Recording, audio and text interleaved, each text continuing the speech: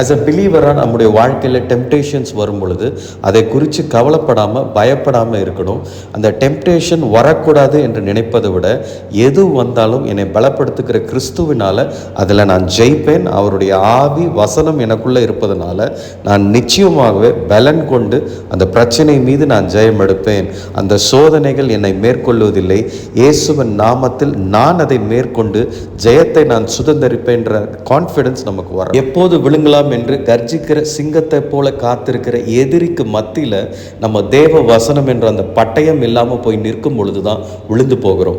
அப்போ நம்மளுடைய எதிரியானவன் நம்மளுடைய சிந்தையை டார்கெட் பண்ணும் பொழுது அவனுடைய பொய்களால் நம்மளுடைய சிந்தையை குழப்பி விடுகிறான். நமக்குள்ள தேவ சத்தியம் இல்லை என்றால் அந்த பொய்களை நம்பி நம்ம ஏமாந்து போயிடுவோம். அதனால் வேத வசனத்தின் வல்லமை நமக்குள்ளே இருக்கும் வரை எந்த விதமான டெம்டேஷன்ஸோ எந்த விதமான கன்னிங்னஸ் கிராஃப்டினஸ் வந்தாலும் அதன் மீது இயேசுவின் நாமத்தில் நாம் ஜெயம் எடுக்க